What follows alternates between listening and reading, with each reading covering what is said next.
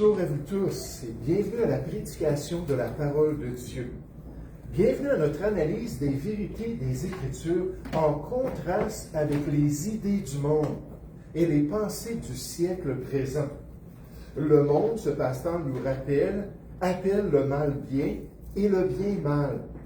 Celui qui veut suivre Christ ne doit jamais mesurer sa conduite à l'opinion populaire, le consensus social.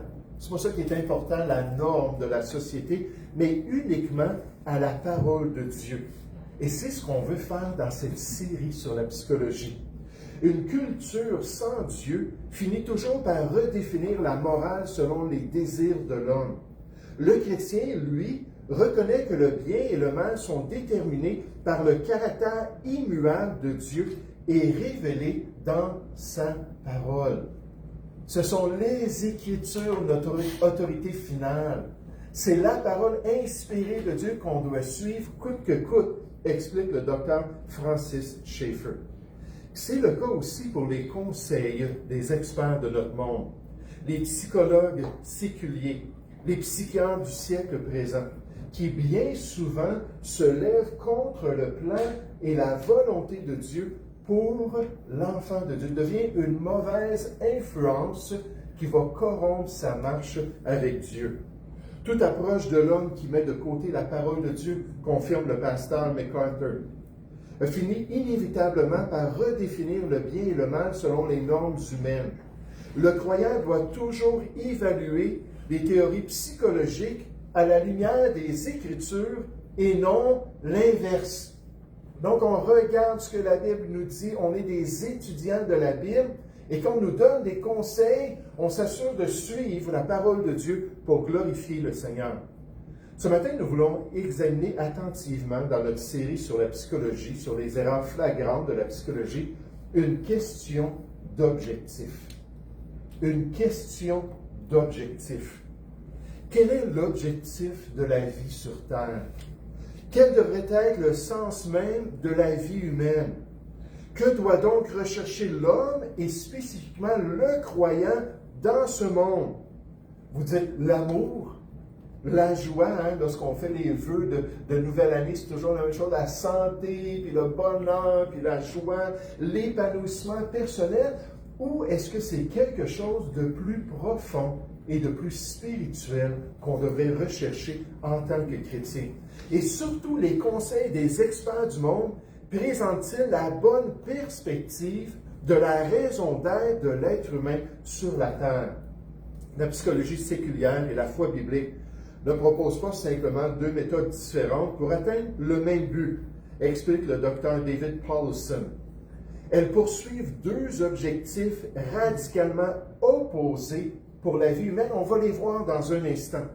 La psychologie place l'individu au centre de son propre univers, tandis que la parole de Dieu place le Créateur au centre.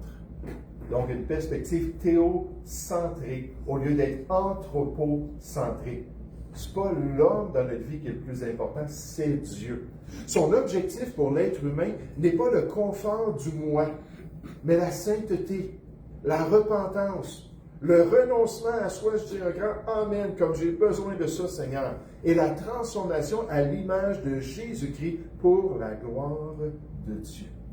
Et ce matin, on va voir ce que propose la psychologie comme le grand objectif dans notre vie, qui va les motiver dans les conseils qu'ils vont donner même aux enfants de Dieu. Quand on va consulter le monde et ses experts, c'est quoi qu'ils vont nous dire? La réponse est bien claire d'après les écrits même de la psychologie. Le plus grand besoin de l'homme est d'apprendre à s'aimer lui-même, à s'accepter, à développer son amour-propre et son estime de soi pour s'épanouir. Le niveau d'estime de soi d'un individu est le facteur remarqué le plus déterminant dans sa santé psychologique et son succès dans la vie. Nous dit un grand psychologue qui connaît très bien les approches psychologiques, la thérapie psychologique. Donc, c'est nous. La psychologie va conseiller de se concentrer sur soi-même, sur ses besoins, sur ses désirs, sur son épanouissement. C'est le sens de notre vie d'après cette approche. C'est le grand objectif de notre existence. C'est le besoin le plus pressant pour notre bonheur et notre santé psychologique de voir notre nombril comme étant le plus important de tous et d'être concentré sur nous comme étant le grand sujet de notre vie. L'amour de soi et la poursuite de son propre intérêt ne sont pas opposés à la santé mentale et à l'épanouissement. Ils en sont la condition absolue. L'éthique humaniste, donc qui ne considère pas Dieu, soutient que le bien souverain n'est pas le renoncement à soi, ni le sacrifice. Donc, c'est pas neutre comme conseil, mais la réalisation de soi. L'homme doit comprendre que sa tâche principale dans la vie est de se donner naissance à lui-même, de devenir ce qu'il est potentiellement. Le fruit le plus important de ses efforts est sa propre personnalité. S'aimer soi-même et affirmer son propre intérêt légitime, c'est embrasser le sens même de la vie, vivre pour soi-même et trouver en soi la source suprême de sa valeur et de son bonheur, nous dit ce docteur en psychologie, qui est un formateur des psychologues aux États-Unis et qui encourage les gens à avoir cette perspective. Mais est-ce qu'on comprend ce matin l'objectif des thérapies psychologiques? Est-ce qu'on voit le danger avec la pensée de l'homme?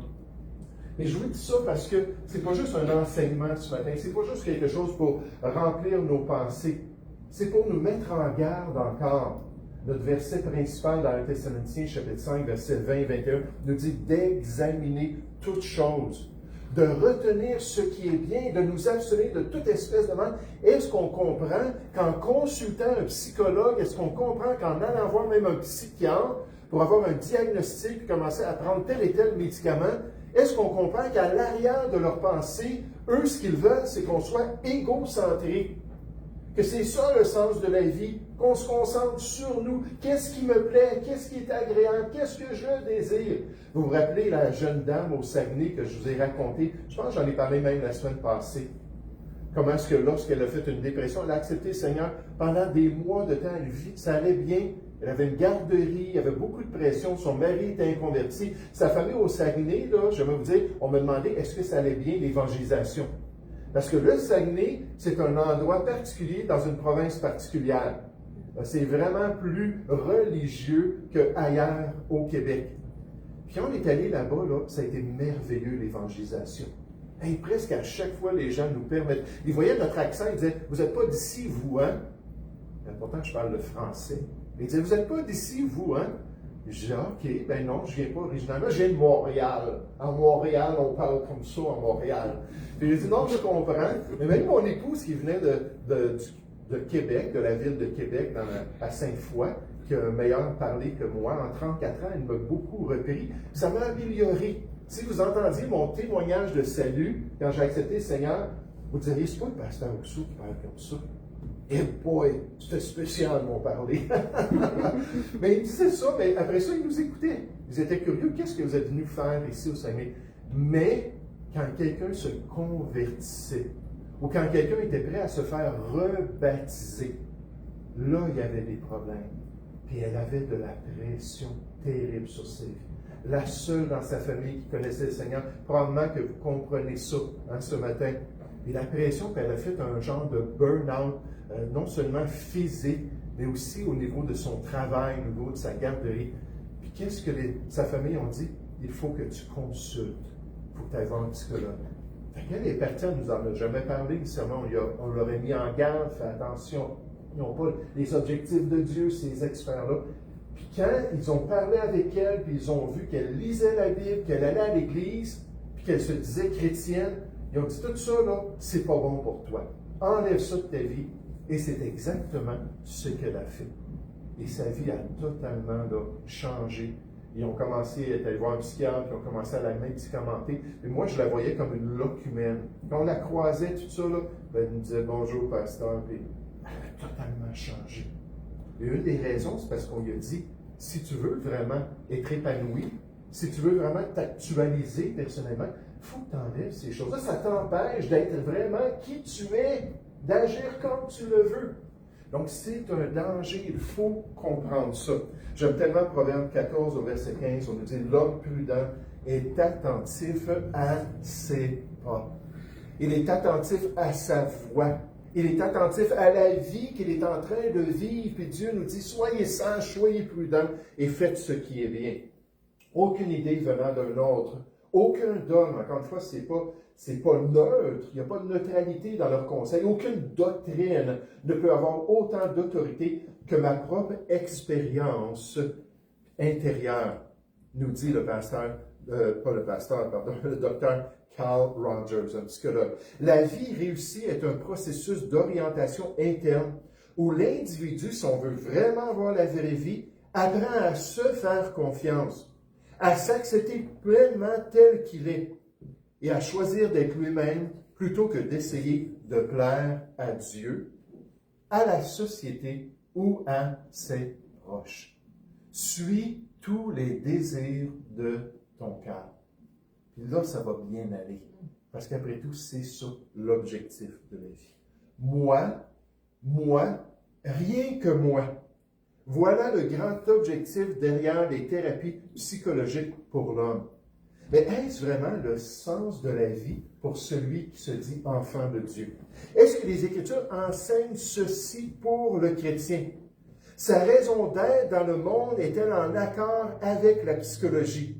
Le sens de sa vie sur terre doit-elle refléter cette concentration sur sa personne? Ou est-ce qu'on est encore, puis vous allez voir tout à travers la série, on est rendu au point numéro 4 dans notre série, on a 10 points.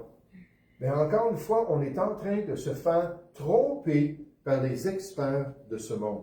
Cherchons un beau texte des Écritures, un parmi tant d'autres, qui présente le vrai objectif pour celui qui est un enfant de Dieu. Celui qui est passé des ténèbres à la lumière, que cette nouvelle vie-là en Jésus-Christ, dans la seconde épître aux Corinthiens, au chapitre 5. 2 Corinthiens, au chapitre 5, à partir du verset 14. Juste un texte très simple, mais très direct concernant pourquoi suis-je ici. Lorsque j'ai été sauvé, pourquoi est-ce que Dieu m'a pas emmené au ciel?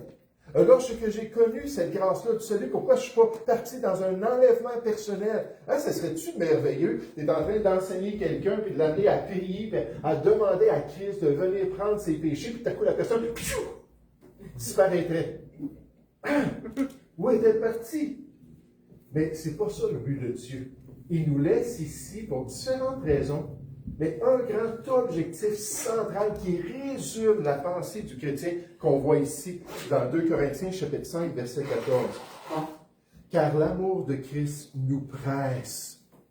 Et quand je m'en vais aux portes, là, je cite toujours ce verset-là. Nous presse, qu'est-ce que le mot veut dire? Nous pousse vers l'avant, nous fait faire les premiers pas, puis aller cogner à la porte ou aller dire quelque chose. Parle et ne tes point, la Bible nous dit. Partage la bonne nouvelle, partage ton témoignage. Paul dit, c'est l'amour de Christ qui nous presse. Parce que nous estimons que si un seul Christ est mort pour tous, tous donc sont morts. Et qu'il est mort pour tous afin que. Et j'aimais mon pasteur, quand il arrivait sur des expressions comme ça, il nous expliquait un petit peu la syntaxe du français. Puis moi, le français, à l'école, je l'ai passé, je ne sais pas. En fait, je le sais comment. Comment est-ce que j'ai passé mon secondaire? C'est à cause que c'était dans une période de généralisation. Les autorités ont levé les moyennes des jeunes de l'école parce qu'il allait y avoir trop d'échecs. Puis moi, j'ai passé juste un petit peu plus que 50% ou 60%, juste un peu plus. J'ai fini mon secondaire. Pourquoi? Parce qu'on a levé mes notes. J'étais un toxicomane. J'étais terrible, mon cerveau était brûlé. Là, je suis arrivé au cégep, on m'a dit, il faut que tu lises un livre. Hein? Lire un livre? Ils disent, oui, puis tu vas en avoir plusieurs à lire. Là, j'ai commencé à regarder les livres. Je n'étais même pas capable de lire un article de journal. Je n'étais pas capable de comprendre ce qui était écrit. Mon cerveau était complètement brûlé par les drogues. Pourquoi est-ce que je parle de ça ce matin? Mais en tout cas, donc, mon pasteur m'a beaucoup aidé à comprendre le français afin que, ça veut dire, il y a un objectif qui est écrit. Dieu va nous présenter c'est quoi son but principal pour celui qui a été évangélisé, celui qui a connu le Seigneur. Afin que, puis en passant, vous n'entendrez jamais ça dans la bouche d'un psychologue séculier, des experts du monde. Ils ne vous diront jamais ce qu'on voit ici. Afin que ceux qui vivent ne vivent plus pour eux-mêmes. Comme autrefois, comme avant de connaître Jésus, dans notre ancienne vie. Dieu dit, je veux plus que tu vives pour toi, mais au contraire, pour celui qui est mort et ressuscité pour eux. C'est quoi la différence quand on accepte le Seigneur?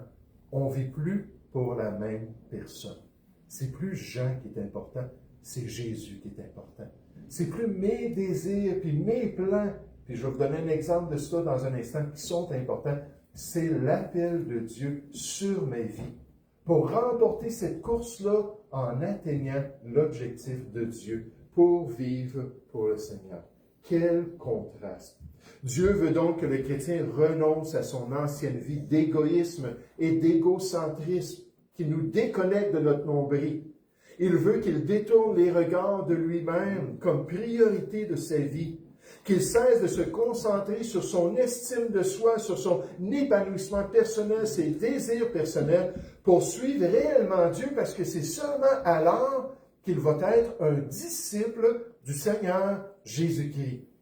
Un disciple de Christ, c'est quelqu'un qui discipline sa vie pour suivre les instructions de la parole de Dieu, pour accomplir le plan de Dieu. Le péché nous transforme tous en narcissiques.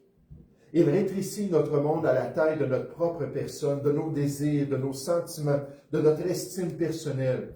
La psychologie du monde vient alors nous consoler en nous disant que la clé du bonheur réside dans la recherche de notre propre épanouissement et de l'amour de soi. Mais la grâce de Dieu agit à l'opposé. Elle ne vient pas restaurer notre royaume personnel, elle vient le détruire pour nous délivrer de nous-mêmes. Être libre de moi-même. Je dis amen, Seigneur, libère-moi de plus en plus de moi-même. Que je sois plus attaché à mes désirs et à mes pensées. La volonté de Dieu n'est pas que vous passiez votre vie obsédée par votre valeur, votre confort ou l'opinion que vous avez de vous-même. Le dessein glorieux de la nouvelle alliance est de vous attacher à la petite cage de votre moi, de vous arracher, à la petite cage de votre moi, afin que vous puissiez enfin respirer l'air pur de la souveraineté de Dieu. C'est tellement beau. Nous avons été créés et rachetés, non pas pour attirer l'attention sur nous, mais pour vivre pour sa volonté et chercher sa gloire et trouver notre joie en lui seul. Comme nous le rappelle ce pasteur. Pour être en mesure de suivre notre Sauveur dans une vie de renoncement à soi, une vie de consécration au Seigneur, une vie de sainteté pratique envers sa volonté et son appel pour notre marche chrétienne. Et vous savez, quand je pense à cela, quand quelqu'un fait une profession de foi, je regarde toujours dans les semaines à venir quel genre de personne il est devenu. Je vais lui demander, est-ce que tu as vu qu'il y avait un changement? Est-ce que tu as vu qu'il y avait une différence? Est-ce que tu as maintenant cette paix-là, puis cette confiance-là? L'Esprit est venu rendre témoignage à ton esprit que tu es vraiment un enfant de Dieu. Est-ce qu'il y a eu un changement? Ça n'a pas besoin d'être dramatique. J'ai été célébrant pendant des années. Là, j'ai le privilège de célébrer dans quelques semaines le mariage de Jocelyn et de Bianca. Puis, ce que j'ai vu à travers ces années-là, c'est qu'il y a 3 réactions au mariage. Il y en a qui vont arriver, puis ça va rire tout le long. Puis ils sont très excités, puis ils sont très animés. Il y en a d'autres qui vont arriver, puis ils vont être stoïques. Oui, je le veux. Oui, je vais être fidèle envers toi, je renonce à tout autre pour toi. Puis il y en a d'autres qui vont pleurer. Et là, ça va être très touchant. Puis tu les vois arriver, là, puis c'est dur d'être là. Moi, quand je vois quelqu'un pleurer, savez-vous ce que je fais? Je commence à pleurer, moi aussi. Et là, je suis célébrant, il faut que j'aie un beau sourire. Je célèbre pas, mais je préside à des obsèques. Et comme juste il y a quelques semaines, il y avait 100 personnes en train de pleurer presque devant moi. Là, j'étais là, puis il fallait que je sois stoïque. La grâce de Dieu est là. Mais est-ce que ces 3 groupes-là sont mariés? Oui. Celui qui rit, celui qui est stoïque, Et celui qui plante ont fait des vœux devant Dieu et leur alliance est faite devant le Seigneur. Fait que là, je ne suis pas en train de vous dire là, que vous devez vivre quelque chose de très intense si vous êtes sauvé, tout ça. Mais est-ce qu'il y a une différence? Est-ce que vous êtes né de nouveau? Puis là, avec les semaines, on peut le voir. Hein, on invite la personne, elle vient donc à l'église le dimanche, on a des réunions, tout ça. Non, ça ne m'intéresse pas. Je me souviens d'un jeune homme.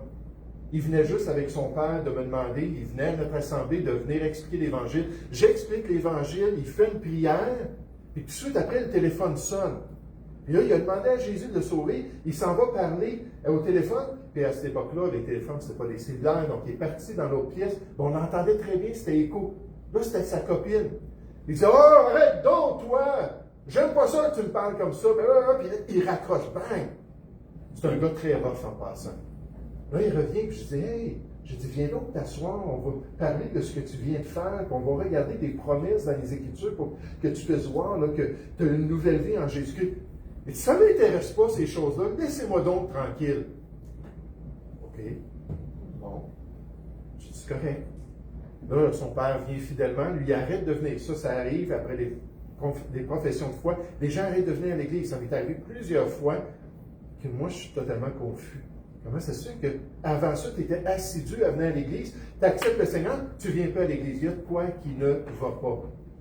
Mais est-ce qu'on a eu cette transformation? Dans les semaines à venir, j'ai parlé avec son père qui s'appelait David. J'ai dit, David, qu'est-ce qui arrive avec ton fils? Est-ce que je peux retourner? Il dit, il ne veut pas rien savoir. Il ne veut pas du tout que tu viennes le voir.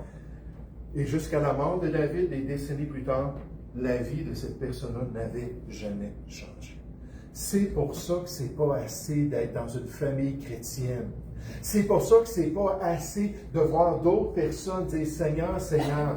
Même les imiter, si on n'a pas eu un changement de cœur. Moi, ce qui était merveilleux, c'est que j'étais anti-chrétien. J'étais totalement contre l'Église, contre la Bible, toutes ces choses-là. Puis quand j'ai accepté le Seigneur, j'ai levé ma tête et j'ai dit, quand est-ce aux réunions d'église? Je venais d'y aller le dimanche avant. J'avais détesté ça. J'ai dit, c'est une secte. C'est une secte. Mais le pasteur m'a demandé, écoute, j'aimerais juste te parler. Pourrais-tu venir me voir? J'ai dit, bon, ben, quand j'étais dans le Nouvel Âge, dans l'occultisme, puis qu'il y avait un chama ou un dirigeant religieux qui voulait que j'y amène des fleurs, j'y amenais des fleurs ou des fruits pour l'honorer, puis prosterner devant son image. Je le faisais bien. Bon, ben, je vais y aller voir le pasteur. Puis là, ma vie était changée. Et le dimanche après, c'est un jeudi que j'ai accepté le Seigneur. J'ai commencé à aller à l'église. J'ai aimé ça.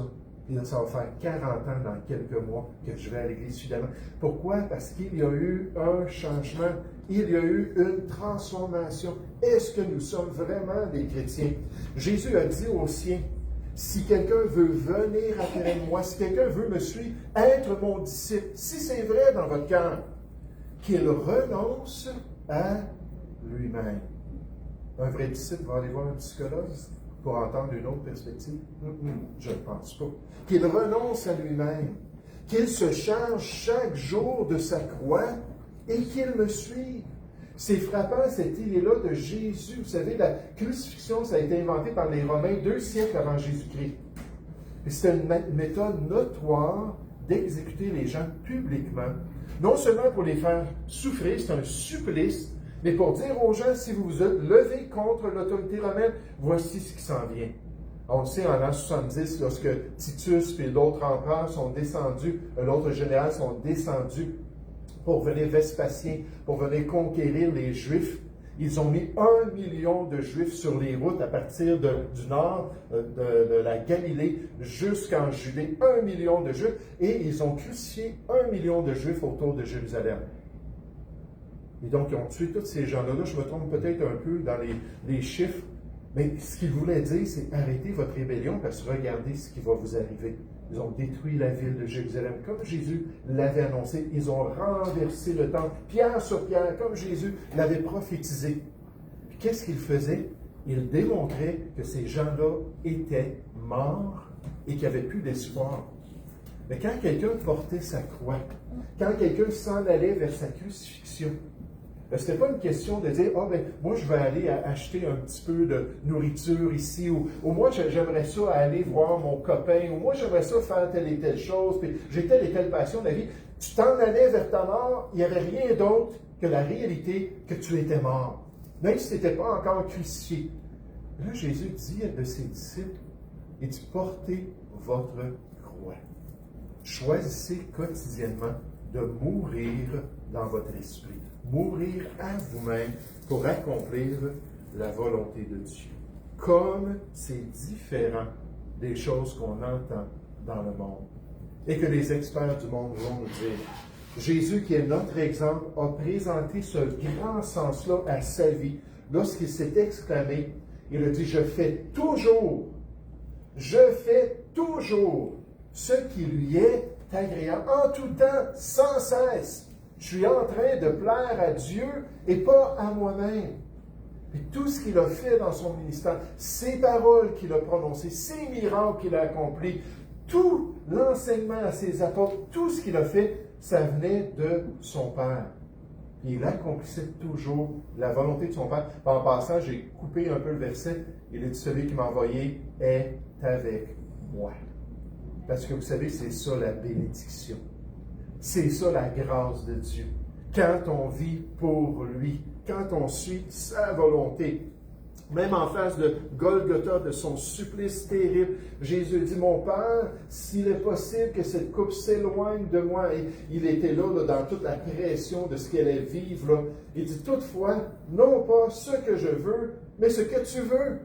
Puis à 3 reprises, il lui a répété la même chose, Seigneur, je me soumets à toi, même en face de cette coupe amère que tu me donnes à boire pour accomplir toute ta volonté. Pour être de plus en plus transformé à l'image de Christ. En tant que chrétien, si on est vraiment chrétien, il faut être prêt à renoncer quotidiennement à nous-mêmes. Il faut être prêt à vivre pleinement pour notre Dieu, sous la bénédiction du Seigneur alors qu'on accomplit sa volonté. La plus grande malédiction de la nature humaine est l'obsession de soi, assure le pasteur Tozer. Le monde enseigne l'art de s'estimer, de se protéger, de s'exalter soi-même, transformant l'homme en un petit Dieu. Et qui a offert à l'homme au commencement de devenir Dieu? Dites-moi. Qui a dit à Adam et Ève? Satan, le diable, n'est-ce pas? Et cette philosophie-là va très bien avec ses désirs pour nous séduire, nous tromper en un petit Dieu assis sur le trône de son propre cœur. Mais le Seigneur Jésus n'invite personne à peaufiner son ego. Il dit qu'il renonce à lui-même, qu'il se charge de sa croix et qu'il me suive. La paix profonde et la liberté véritable ne se trouvent pas dans l'estime de soi en elle ou dans la poursuite de nos propres désirs, mais dans le détrônement du moi et la soumission totale à la volonté suprême de Dieu. Et c'est exactement ce que moi j'ai vécu. Après des années de vie chrétienne, on m'a demandé de quitter le ministère que j'avais depuis presque 10 ans à l'Assemblée à cause que l'Église voulait construire un bâtiment, puis ils n'avaient pas de bâtiment d'Église, puis il fallait qu'ils coupent les salaires. Là, je suis parti travailler, j'ai travaillé un petit bout de temps comme livreur d'acier. Après ça, j'ai travaillé comme chef d'un département de coupe pendant 3 ans. Puis tout à travers ce temps-là, je me disais, Seigneur, est-ce que je suis en train de perdre mon temps? Est-ce que vraiment c'est ça que tu veux? Puis là, j'ai appris concernant la biochimie. Et moi, j'aimais beaucoup les mathématiques, j'aimais beaucoup les sciences. Je travaillais avec des adolescents pour les aider, mais c'était des domaines que j'aimais. Là, je commence à voir la biochimie comme une opportunité. Une opportunité de me former, une opportunité de travailler dans des laboratoires, de développer des médicaments qui vont aider la population. Puis là pendant 1 an de temps, là, j'étais passionné, je veux devenir biochimiste. Et là, j'avais mon cégep, mais il fallait que j'aille à l'université. Là, j'essayais, j'avais une épouse avec 3 enfants, je travaillais à temps plein, presque au salaire minimum. Je dis, comment est-ce que je vais faire ça? Partir, puis m'en aller à l'université à Montréal, puis j'habitais sur la Rive-Sud. Puis là, j'essayais d'avoir des fonds pour le faire. Je faisais plein de choses. Pendant 1 an de temps, j'étais frustré. Dieu fermait les portes. Puis à un moment donné, un soir, alors que je travaillais le soir à ma machine de coupe, je me suis mis à genoux. J'ai dit, Seigneur, je vais faire n'importe quoi. Je vois que ce n'est pas la biochimie. Qu'est-ce que tu veux? Et là, il me dit dans mon cœur, je veux que tu sois implanteur d'église à temps plein. Que tu partes avec ta famille, que tu ailles ramasser un soutien comme un missionnaire à la maison. On a fait ça pendant presque 2 ans. Pour revenir, il y a 26 ans de cela, ici au Québec, puis travailler dans l'implantation d'église, la prédication de la parole de Dieu, l'entretien de l'œuvre de Dieu. Tout ça. Mais quand j'ai dit, Seigneur, que veux-tu que je fasse? Il m'a dit, c'est ça que je veux. Quelle paix! Quelle joie! Il n'y avait plus de tension, il n'y avait plus de stress. Là, je suis revenu à la maison, mon épouse a été patiente pendant cette année-là. S'il y a quelqu'un qui y a goûté, c'est elle. Parce que je cachais ça devant les enfants. Mais devant mon épouse, je ne me gênais pas. Elle dit, Dieu, il ne me permet pas de faire ça. Pourquoi? C'est ça que je veux. Puis elle dit, calme-toi. Remets ça entre les mains du Seigneur. Décharge-toi de tout ce désir-là. Puis quand je suis revenu ce soir-là, elle était couchée. J'ai donné un bec. J'ai dit, Dieu a répondu. Elle dit, quoi? J'ai dit, Dieu a répondu. On va tous se débarrasser de nos meubles, tous nos biens, on va mettre ça dans des containers. On va partir, on va se débarrasser de notre appartement. Puis c'est Dieu qui a fait. C'était incroyable. Je voudrais raconter ça à un moment donné, ce qu'il a fait. Je suis parti sans salaire. On s'est rendu juste avec assez d'argent pour la première église. Je pense que c'était à Rivière-du-Loup.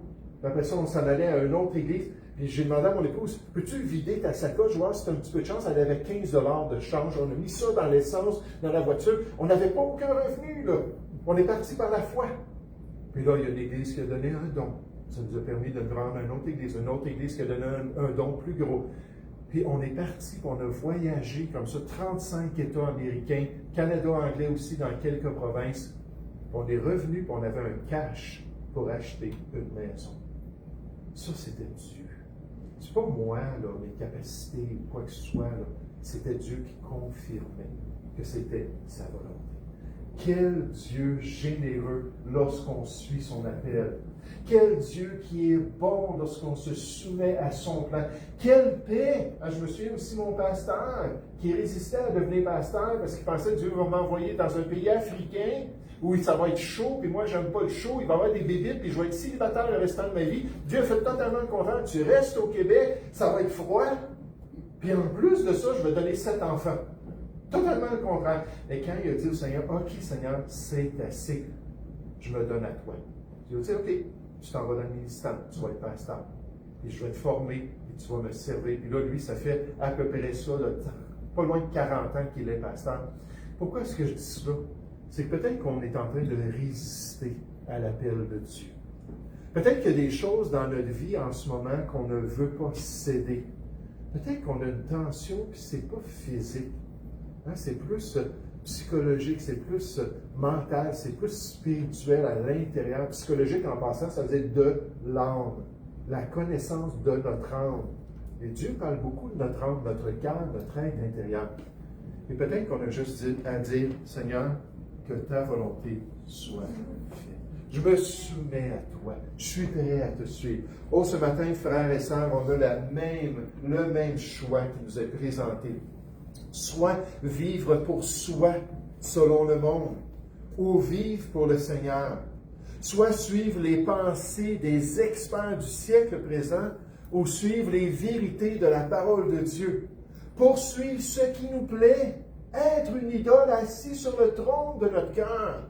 Ou venir au Seigneur et dire, Seigneur, viens, prends le contrôle de ma vie, puis accomplis toute ta volonté pour que je puisse te suivre.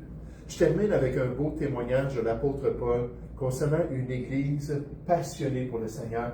Dans 1 Thessaloniciens chapitre 4, Paul dit, au reste, frères, puisque vous avez appris de nous, puis une bonne Église chrétienne fidèle à tout le conseil de Dieu doit le faire, doit le dire. Vous avez appris de nous comment vous devez vous conduire et plaire à Dieu.